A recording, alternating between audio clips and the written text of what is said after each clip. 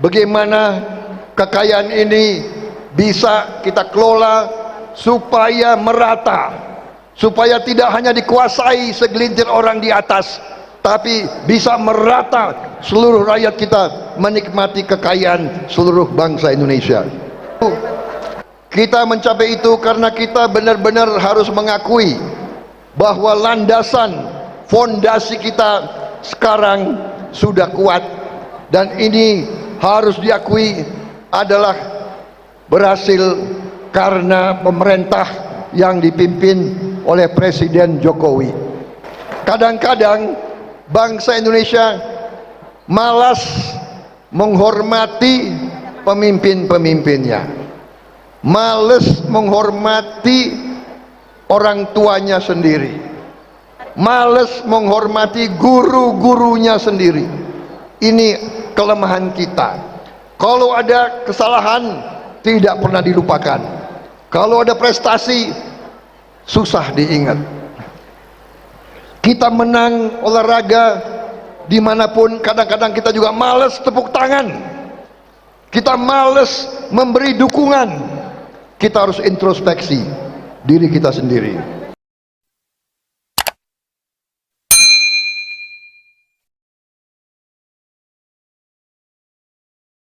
Bismillahirrahmanirrahim. Assalamualaikum warahmatullahi wabarakatuh.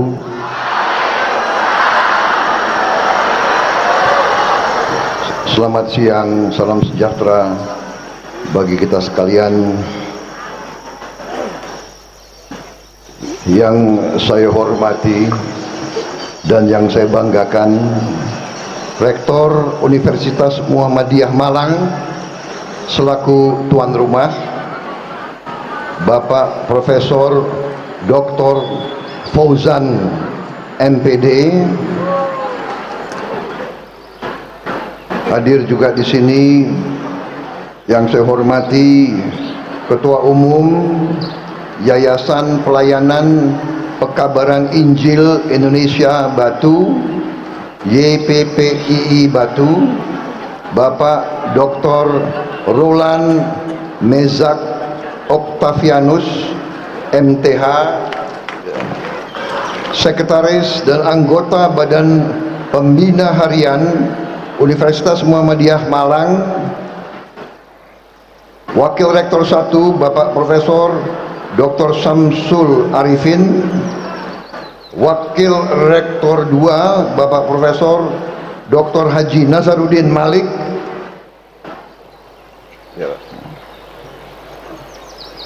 Wakil Rektor 3 Bapak Dr. Nur Subeki STMT,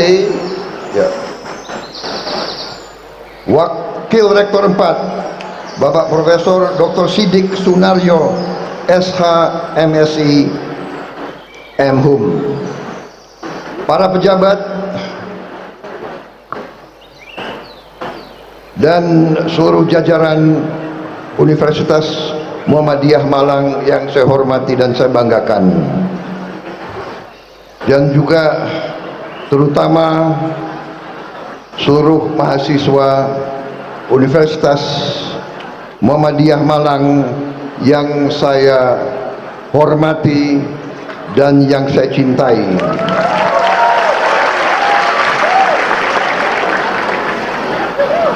Para pejabat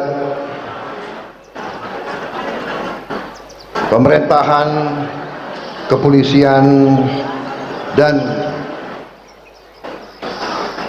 TNI yang hadir di sini yang saya hormati dan saya banggakan. Saya juga hari ini didampingi oleh Letnan Jenderal TNI Purnawirawan Safri Samsudin, Asisten Khusus Menteri Pertahanan Bidang Manajemen Pertahanan, Letnan Jenderal TNI Purnawirawan Agus Sutomo, Asisten Khusus Menteri Pertahanan, Laksamana Madya TNI Didit Purnawirawan Didit Herdiawan, Asisten Khusus Menteri Pertahanan Bidang Matra Laut, kemudian Marsikal Muda TNI Bambang Eko, staf khusus Menteri Pertahanan bidang komunikasi, Saudara Dhanil Anzar Simanjuntak, staf khusus Menteri Pertahanan bidang hukum, dan hadir juga anggota DPR RI Saudara Moreno Suprapto.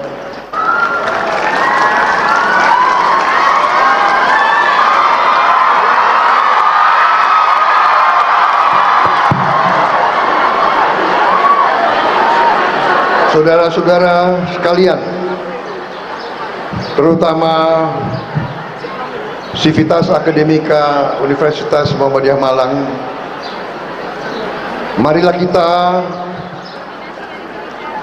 tidak henti-hentinya memanjatkan puji syukur kehadirat Allah Subhanahu wa taala, Tuhan Maha Kuasa, atas ridhonya kita hari ini masih diberi kesehatan dan masih diberi nafas dapat bertatap muka di aula yang baik ini, dalam hari yang baik ini, tanpa kekurangan sesuatu apapun. Salawat dan salam kita sampaikan ke junjungan kita Baginda Nabi besar Muhammad Rasulullah SAW yang telah memberi kepada kita agama dan peradaban. Saudara-saudara sekalian, saya ingin menyampaikan terima kasih yang sebesar-besarnya atas kehormatan yang diberikan kepada saya hari ini diundang di tengah-tengah saudara-saudara sekalian.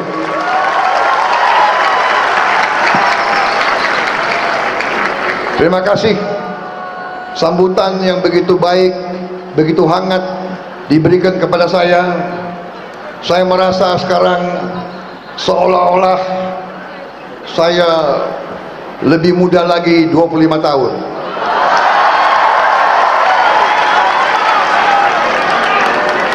Nampaknya kita harus sering bergaul dengan anak-anak muda supaya energinya sampai ke kita, saudara-saudara sekalian. Saya kalau lihat Anda semua, saya rasanya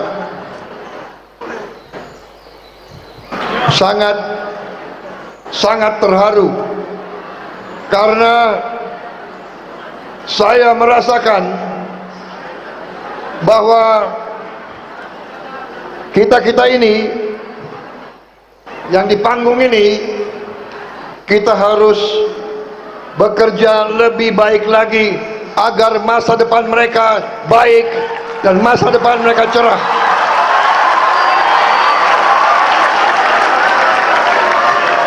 Rasanya hati saya tidak rela meninggalkan panggung ini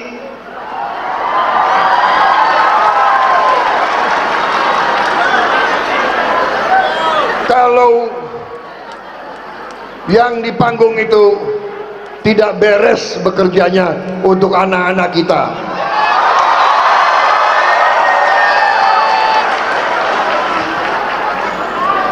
Karena kalian memang pantasnya jadi anak-anak saya semuanya.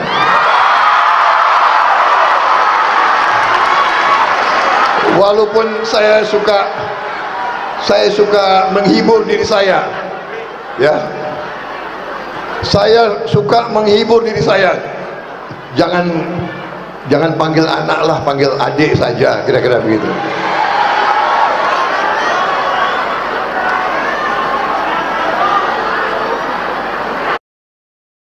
Dr. Terawan menjelaskan cara mengobati nyeri sendi secara tuntas dengan metode baru di rumah. Wait a moment.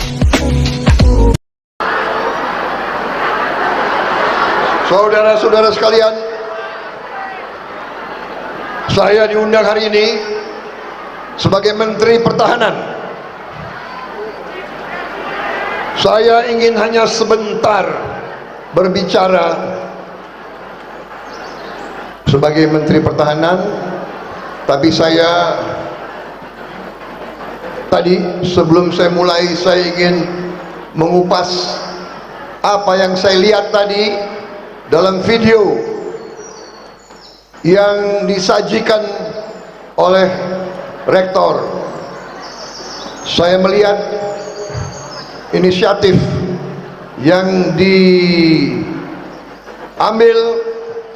oleh rektor beserta jajaran Universitas Muhammadiyah Malang adalah suatu langkah-langkah yang luar biasa, langkah-langkah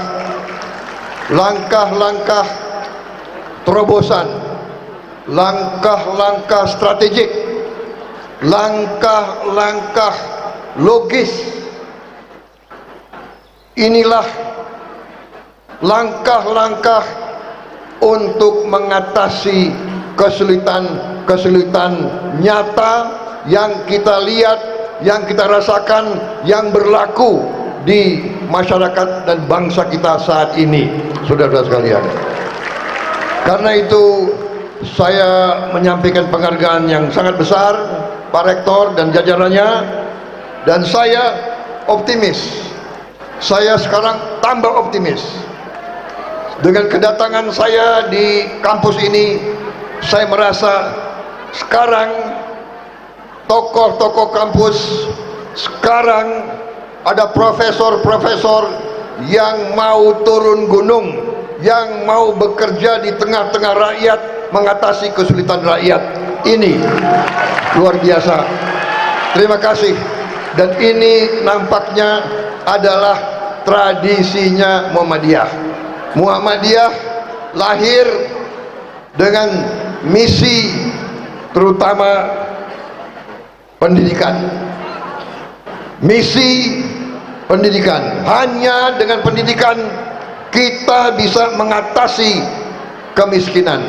Hanya dengan pendidikan kita bisa menjadi bangsa yang bermartabat. Hanya dengan pendidikan kita bisa mencapai keadilan dan mencapai kesetaraan dan mencapai demokrasi dan mencapai kehormatan kemerdekaan sejati, saudara-saudara sekalian. Jadi sekarang saya ingin menyinggung sedikit bahwa bangsa Indonesia setelah mengarungi perjalanan sebagai negara berdaulat sudah berapa dasawarsa, kita sekarang sesungguhnya berada di ambang tinggal landas, di ambang take off, di ambang kebangkitan menuju negara maju.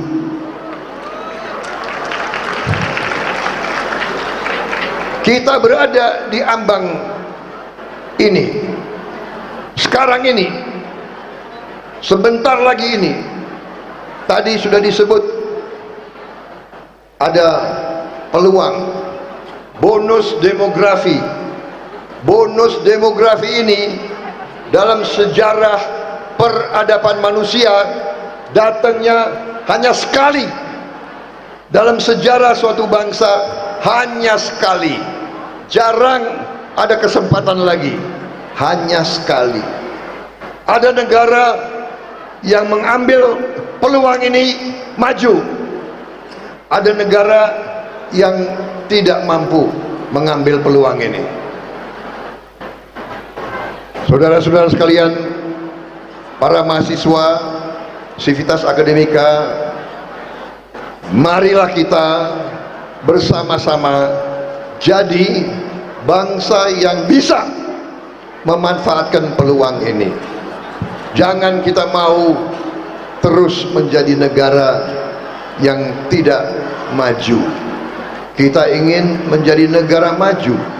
Kita ingin menjadi negara yang bisa menghasilkan, tidak hanya menggunakan, tapi menghasilkan. Tidak hanya konsumsi, tapi produksi. Ini yang kita cita-citakan. Kita ingin Anda sekalian dan seluruh rakyat Indonesia dan semua anak-anak Indonesia dan semua laki-laki dan perempuan Indonesia, kita ingin melihat hidup terhormat, hidup dalam keadaan terhormat. Apa artinya terhormat? Artinya terhormat adalah hidup dalam keadaan berkecukupan, hidup cukup pangan, cukup papan, cukup sandang, hidup dengan melihat anak-anak kita bisa riang gembira, bisa tumbuh dengan sehat, bisa cukup gizi, tidak kalah dengan bangsa-bangsa lain.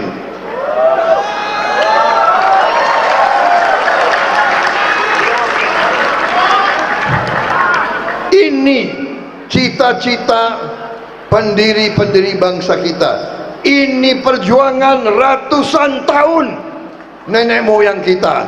Ini yang diidam-idamkan, dimimpi-mimpikan, diperjuangkan oleh pendiri Muhammadiyah, oleh pendiri Republik Indonesia, saudara-saudara sekalian.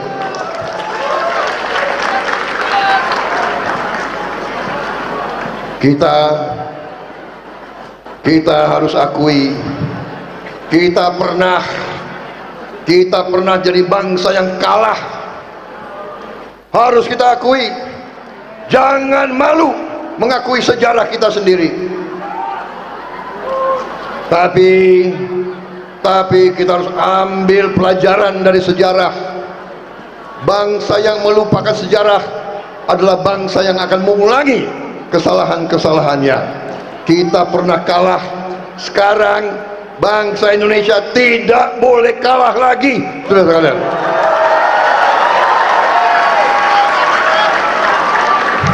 Kita harus menjadi negara yang kuat, negara yang kuat, kuat fisik, kuat jiwa, kuat raga, kuat otak.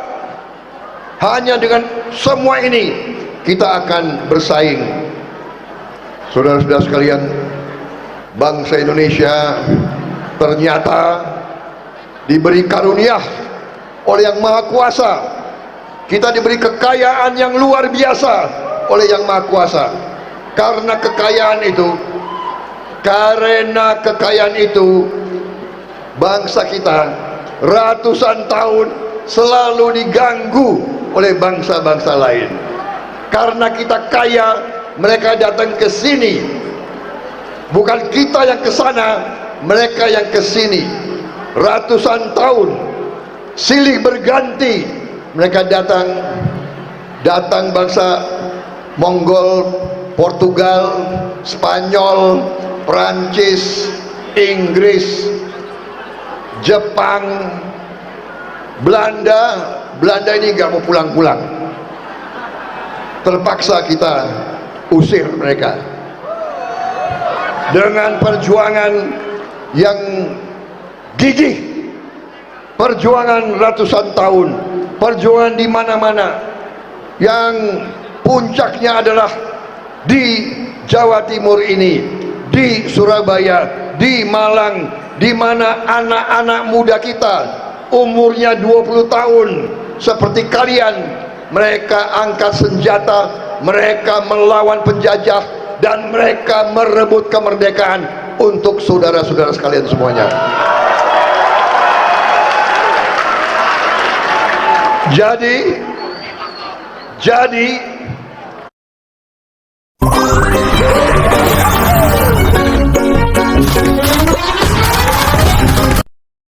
saya ingatkan kepada kalian bersyukur kepada Yang Maha Kuasa, bersyukur kepada orang tuamu bahwa Anda sekalian bisa menjadi mahasiswa dan mahasiswi di perguruan yang hebat ini, di perguruan yang terkenal, di perguruan Muhammadiyah yang banyak jasanya dalam perjuangan Republik ini.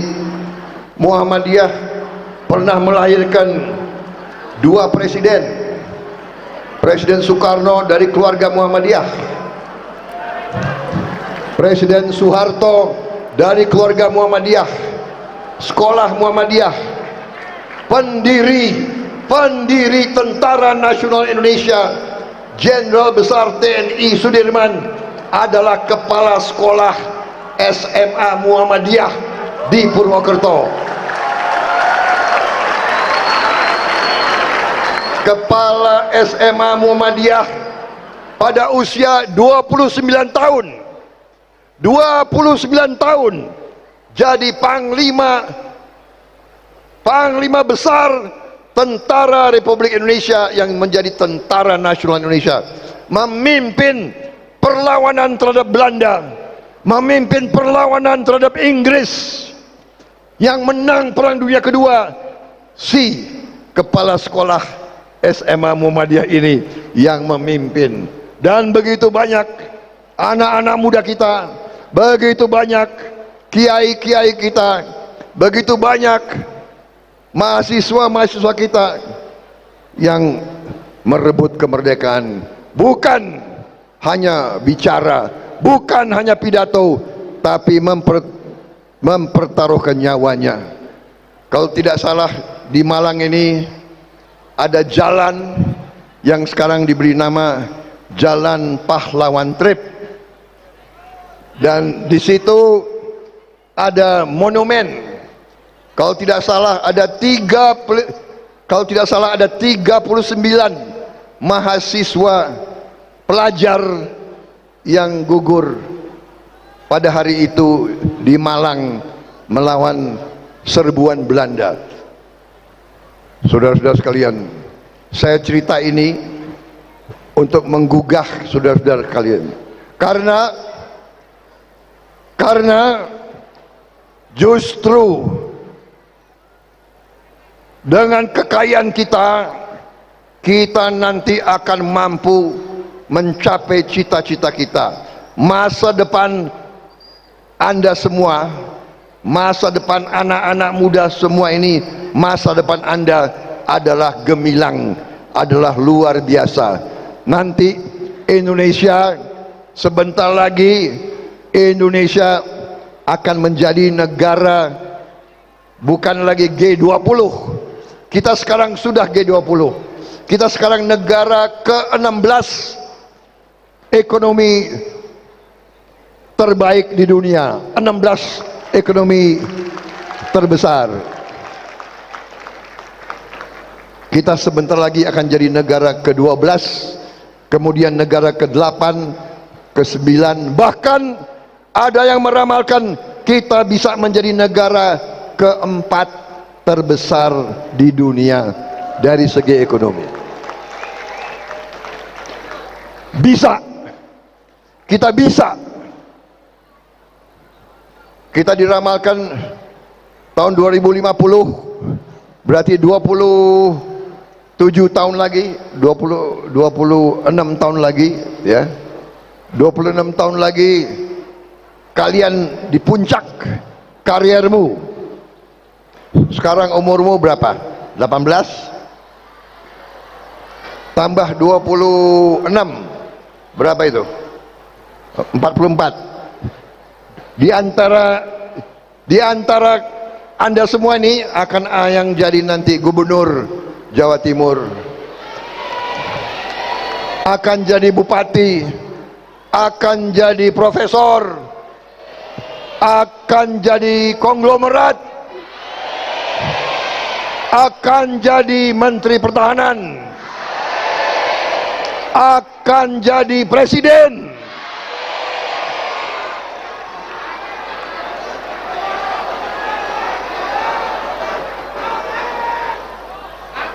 Tapi saya titip, kalau nanti kalian jadi orang, jangan kalian khianati rakyatmu. Jangan kalian lupa, jangan kalian lupa orang tuamu. Jangan jadi koruptor.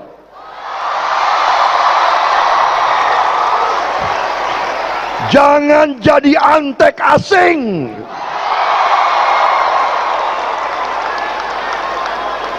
Saya titip, nanti 26 tahun yang lagi saya tidak tahu saya berada di mana.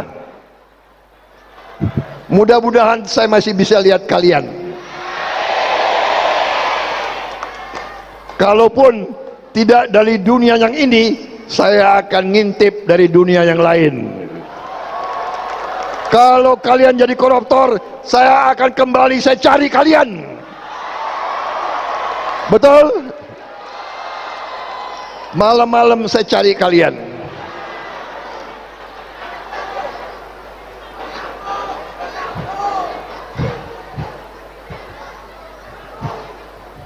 Bagaimana, cukup ceramah saya?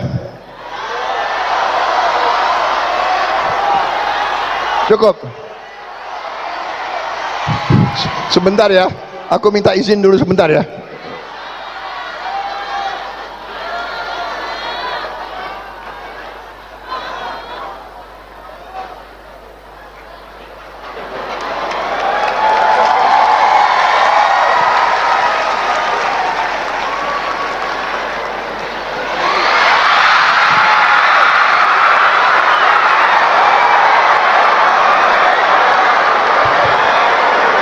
Tadi alhamdulillah saya baru dapat, saya minum kopi tadi. Sekarang semangat lagi. Dengan satu cangkir saya bisa pidato 3 jam. Tinggal Anda, kalian kuat nggak dengar 3 jam? Benar. Benar. Nah, baru setengah jam udah dia ngantuk itu. Tapi ini oke ya, ini saya benar-benar bicara kepada masa depan Indonesia.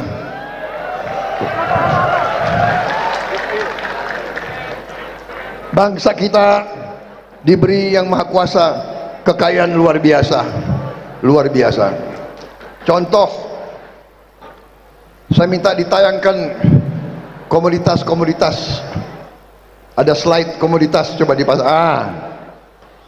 Kita sekarang produsen nikel kedua, kalau tidak salah kedua terbesar di dunia. Kalau nggak pertama, kedua mungkin. Boksit, tembaga, timah, ini baru segelintir komoditas yang saya beri sebagai contoh. Nanti nikel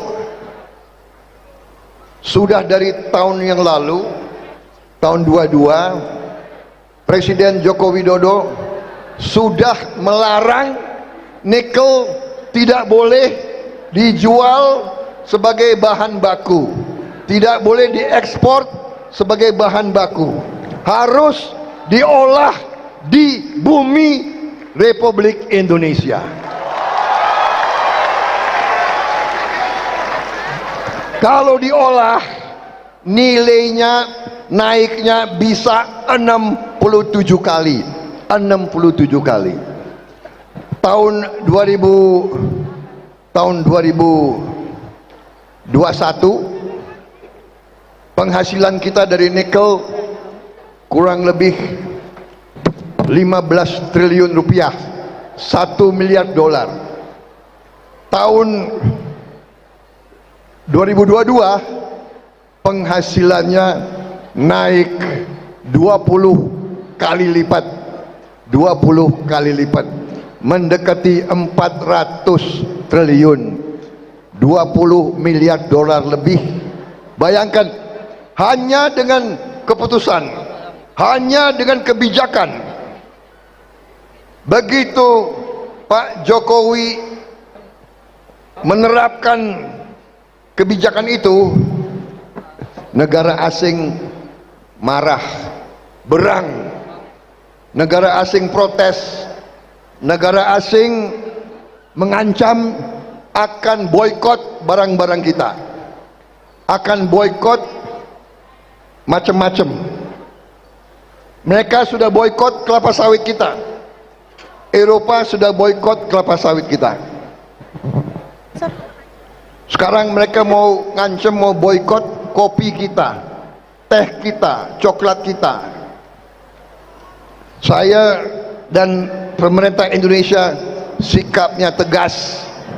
Presiden Joko Widodo mengatakan kepada saya, Menhan, kalau kita tidak hilirisasi, tidak mungkin negara kita jadi negara makmur. Itu yang beliau katakan kepada saya.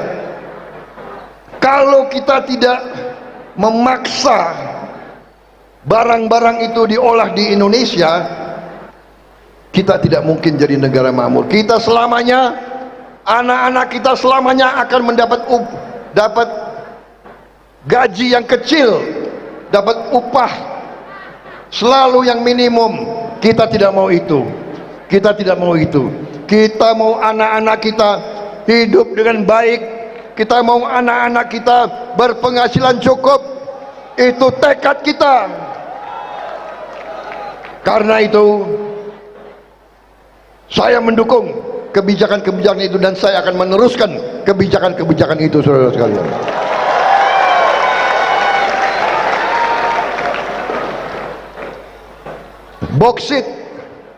Boksit diolah menjadi alumina, alumina diolah menjadi aluminium, aluminium bahan untuk pesawat terbang, untuk mobil, untuk motor, untuk televisi. Semua barang-barang kita banyak sekali kandungan aluminium. Tenaga surya, panel-panelnya itu nanti dari bahan boksit. Boksit menjadi panel surya nilainya naik 194 kali, saudara sekalian. Dan yang lain-lain semua. Bahkan sawit kita olah di Indonesia bisa menaiknya 79 kali. Saudara-saudara, di Jepang satu kilang minyak menghasilkan 30% hasilnya limbah. Limbahnya diolah oleh 40 perusahaan. Limbahnya diolah oleh 40 pabrik. Hasil olahannya itu diolah lagi oleh 40.000 pabrik. Satu kilang menghasilkan turunan yang bisa menjadi bahan untuk 40.000 pabrik. Berapa anak-anak Jepang kerja di 40.000 pabrik itu? Berapa insinyur, berapa sarjana, berapa teknisi, berapa mekanik? Bayangkan kalau kita punya 10 smelter boksit, 20 smelter nikel, smelter tembaga, smelter emas, kilang minyak, berapa ratus ribu pabrik yang akan hidup di Republik Indonesia ini. Ini masa depan kalian semua. Anda semuanya harus bekerja keras, belajar dengan keras, supaya nanti Anda menjadi warga negara yang mampu, warga negara yang bekerja dengan produktif, warga negara yang menghasilkan kekayaan bagi Republik Indonesia. Dan Muhammadiyah, Universitas Muhammadiyah di Malang telah merintis fondasi-fondasi yang luar biasa. Saya malah ingin belajar dari sini untuk melihat apa yang sudah dikerjakan. Kalau perlu kita tiru di tempat-tempat kita. Karena saya sebagai Menteri Pertahanan, saya juga Menteri Pertahanan ini juga punya universitas, namanya Universitas Pertahanan. Tapi kita mahasiswanya tidak 37.000. Mahasiswa kita baru berapa ya? 3.000 kali. 3.000 ya. Baru 3.000. Jadi saudara-saudara sekalian, tadi saya kasih gambaran sedikit. Sekarang saya mau memberi suatu strategi bagaimana mencapai itu. Jangan hanya pinter pidato, jangan hanya pinter omong. Ini yang penting, karena ini adalah lembaga cendekiawan.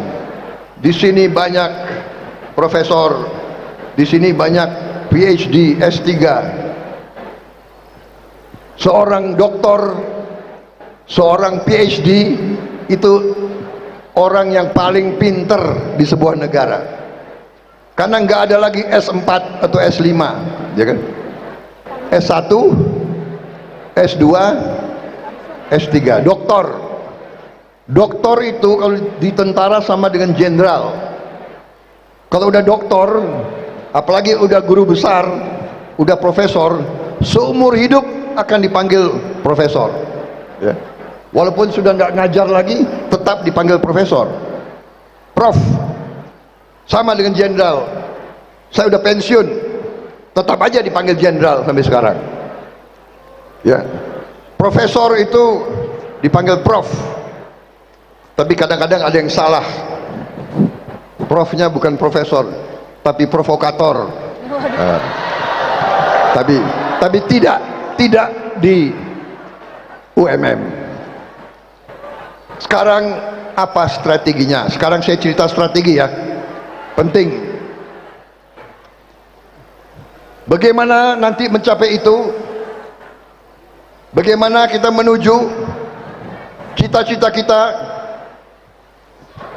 Sebentar lagi kita mencapai 2045. Kita proklamasi 1945, sebentar lagi mencapai 2045. Yang kita sebut Indonesia Emas. Sekarang sedikit aja kita tetap berpegang kepada landasan kita. Tujuan nasional kita apa? Sesuai dengan proklamasi kita, undang-undang, tujuan nasional kita jelas, ya. Melindungi segenap bangsa Indonesia, seluruh tumpah darah Indonesia, memajukan kesejahteraan umum, mencerdaskan kehidupan bangsa, melaksanakan ketertiban dunia berdasarkan kemerdekaan, perdamaian abadi, dan keadilan sosial. Ingat, ini nilai-nilainya.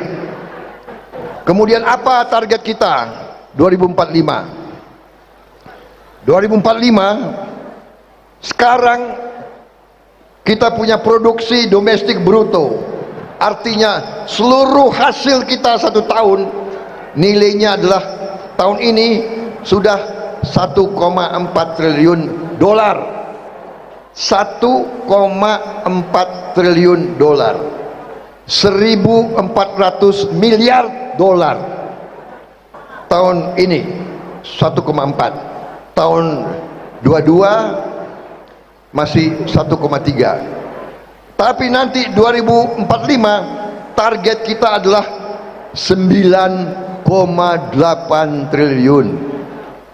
9,8 triliun. Naiknya itu berapa itu? 7 kali. 7 kali. Naiknya 700% lebih dalam kurun waktu 20 tahun.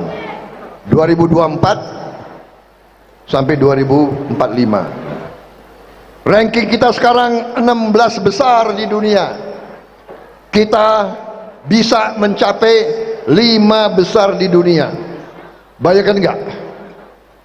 Kita nanti akan di atas Inggris, di atas Belanda yang dulu jajah kita. Kita nanti akan lebih besar dari Belanda. Nanti penghasilan kita sekarang tahun ini adalah 4.580 dolar per kapita satu tahun. Kita menuju 30.000 dolar. Nanti tantangannya adalah bagaimana kekayaan ini bisa kita kelola supaya merata, supaya tidak hanya dikuasai segelintir orang di atas, tapi bisa merata seluruh rakyat kita menikmati kekayaan seluruh bangsa Indonesia. Saudara-saudara, bagaimana kita mencapai itu? Kita mencapai itu karena kita benar-benar harus mengakui bahwa landasan fondasi kita sekarang sudah kuat, dan ini harus diakui adalah berhasil karena pemerintah yang dipimpin oleh Presiden Jokowi. Kadang-kadang bangsa Indonesia malas menghormati pemimpin-pemimpinnya, malas menghormati orang tuanya sendiri, malas menghormati guru-gurunya sendiri. Ini kelemahan kita. Kalau ada kesalahan tidak pernah dilupakan, kalau ada prestasi susah diingat. Kita menang olahraga dimanapun, kadang-kadang kita juga malas tepuk tangan, kita malas memberi dukungan. Kita harus introspeksi diri kita sendiri. Ini keberhasilan. PDB kita naik, neraca perdagangan kita tambah baik, cadangan devisa kita membaik. Ini adalah landasan. Kita bangun gedung harus pakai landasan. Tidak mungkin kita tinggal landas kalau landasannya tidak kuat.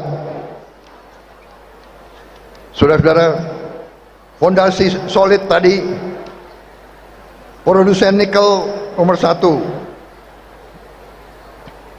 produsen sawit, kelapa sawit, bukan kepala sawit ya, kelapa sawit, nomor 1 di dunia. Eropa boikot kita. Saya jawabnya apa? Saya jawabnya alhamdulillah, terima kasih, terima kasih kau tidak mau beli kelapa sawit kita. Kita akan gunakan kelapa sawit kita untuk rakyat Indonesia sendiri. Kau tidak mau pakai kelapa sawit kita, kita akan bikin kelapa sawit menjadi BBM, menjadi solar buatan Indonesia yang tidak akan habis-habis. Solar yang ramah lingkungan, solar yang tidak akan menimbulkan polusi, dan BBM kita adalah dari tanaman. Habis dipanen nanti akan ada tanaman lagi, ada buah lagi, dan akan dipanen lagi. Kita tidak perlu import BBM dari manapun, dan BBM kita nanti adalah swasembada BBM, swasembada energi. Kita akan berdiri di atas kaki kita sendiri. Jadi kalau hai Eropa, kami baik sama kau, kami cinta kau, tapi kau tak cinta aku. We love Europe, but sometimes Europe does not love us.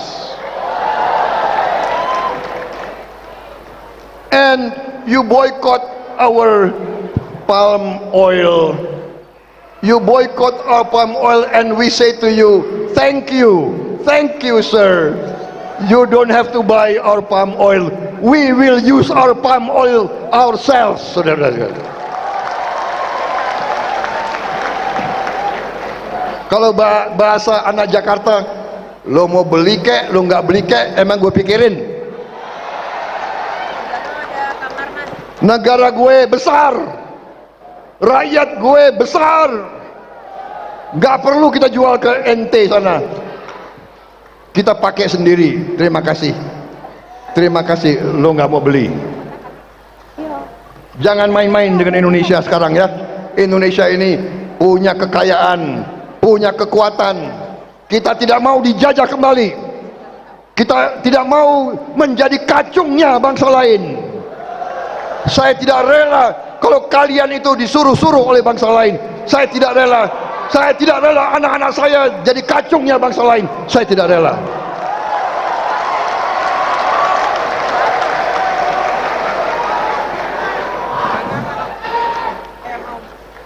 Ekonomi makro terjaga. Pertumbuhan kita salah satu tertinggi di dunia sekarang, dan saya yakin akan bisa lebih tinggi lagi. Inflasi kita sekarang rendah. Kita harus hati-hati. Kita harus jaga ini.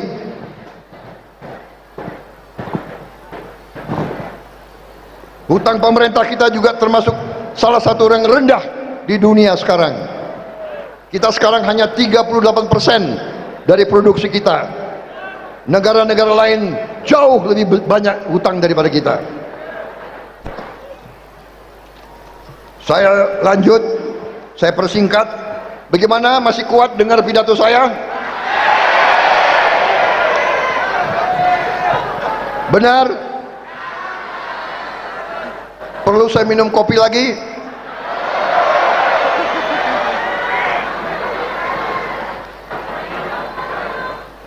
Tapi saya bisa baca kalian. Jadi kalian semangat, tapi saya coba mempersingkat. Nanti lebih supaya ada kesempatan Anda itu bisa bertanya kepada saya. Bagaimana cara kita mencapai Indonesia Emas? Cara kita mencapai Indonesia Emas, kita melaksanakan ekonomi Pancasila. Apa itu ekonomi Pancasila? Prinsip-prinsip ekonomi Pancasila.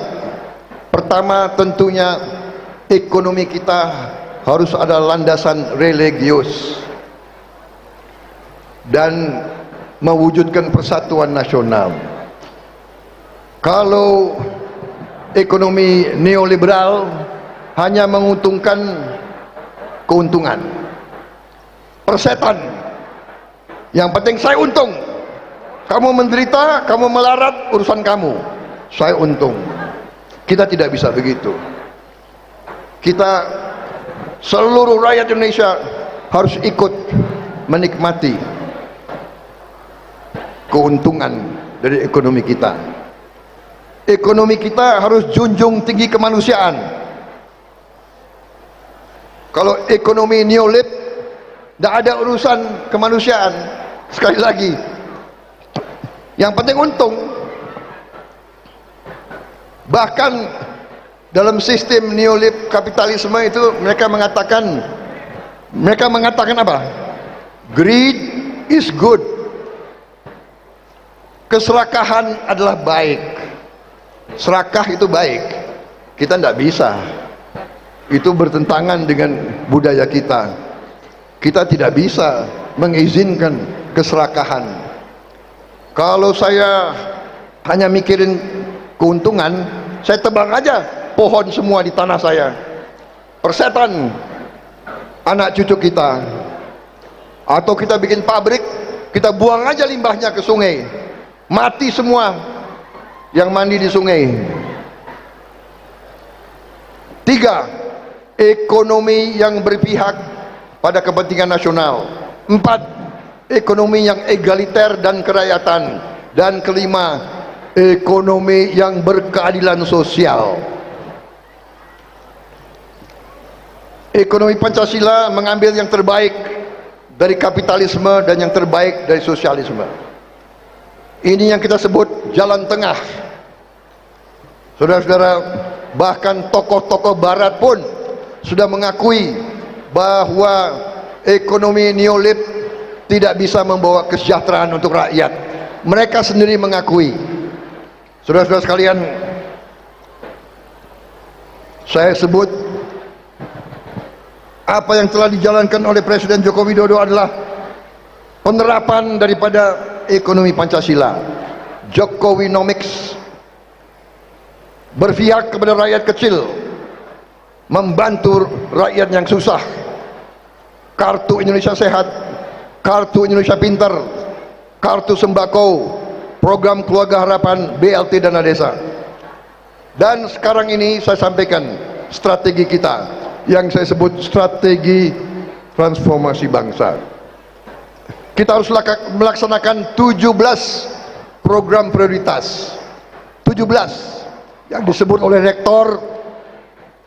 Banyak kemiringan dengan tadi yang sudah dilaksanakan program profesional, profesor penggerak pembangunan. Yang pertama, swasembada pangan. Harus swasembada pangan. Tidak bisa kita tergantung bangsa lain. Kemudian juga swasembada air, swasembada energi, pemberantasan kemiskinan. Kita harus berani memberantas kemiskinan. Kita harus berani untuk menghilangkan kemiskinan, dan kita bisa menghilangkan kemiskinan. Yang penting adalah kehendak. Kita harus menghilangkan korupsi. Kita harus tingkatkan pelayanan kesehatan dan obat untuk rakyat. Kita harus perkuat pertahanan negara.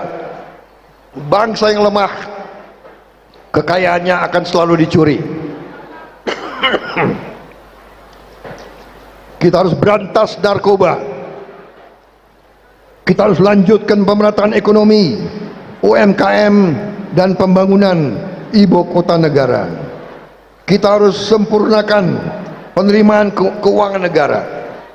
Kita harus menjamin tersedia pupuk, benih, dan pestisida langsung ke petani, tidak melalui terlalu banyak perantara, langsung dari pabrik langsung ke petani. Kita harus lanjutkan hilirisasi, industrialisasi. Kita harus menjamin rumah murah untuk masyarakat miskin, masyarakat desa, dan rakyat yang membutuhkan. Kita harus kuatkan pendidikan, sains dan teknologi, reformasi politik, hukum dan birokrasi, menjamin lingkungan hidup, melestarikan seni budaya kita sendiri, dan tingkatkan prestasi olahraga kita. Kita ingin sepak bola Indonesia tim nasional masuk Piala Dunia, insya Allah. Kemudian 17 program, 8 program yang saya sebut program hasil cepat. Membangun sekolah-sekolah unggul di setiap kabupaten, memperbaiki sekolah-sekolah yang perlu direnovasi, cetak, tingkatkan lumbung-lumbung pangan desa, daerah, dan lumbung pangan nasional. Lanjutkan Kartu Indonesia Sehat, Kartu Indonesia Pintar, Kartu Sembako, Kartu Prakerja, dan program Keluarga Harapan untuk menghilangkan kemiskinan absolut. Selenggarakan cek kesehatan gratis. Tiap warga negara harus 1 tahun sekali dicek kesehatannya tanpa dipungut bayaran. Berantas penyakit TBC dalam 5 tahun, dan bangun rumah sakit berkualitas di setiap kabupaten. Melanjutkan pembangunan infrastruktur desa, BLT dana desa, menyediakan rumah murah untuk yang membutuhkan. Kemudian makan siang dan susu gratis di sekolah dan pesantren, serta bantuan gizi untuk anak balita dan ibu hamil. Ini untuk menghilangkan stunting, ini untuk menghilangkan anak-anak kita tidak tumbuh dengan baik. Mendirikan badan penerimaan negara dan meningkatkan penerimaan negara. Yang terakhir, menaikkan gaji guru, aparatur sipil negara, anggota TNI, Polri, serta kepala desa dan perangkat desa. Saudara-saudara sekalian, ini strategi kita, ini jalan kita ke depan. Saya kira terima kasih perhatian saudara-saudara, dan optimis, gembira, masa depan kalian hebat. Catatannya satu, ada catatan, ada syarat. Syaratnya adalah semua pemimpin Indonesia harus rukun, harus kerjasama, harus sejuk, harus mengutamakan azas kekeluargaan dan azas persatuan. Tidak boleh mau menang sendiri. Ini syaratnya. Kalau kita bisa seperti itu, kita akan menjadi negara hebat, insya Allah. Wassalamualaikum warahmatullahi wabarakatuh.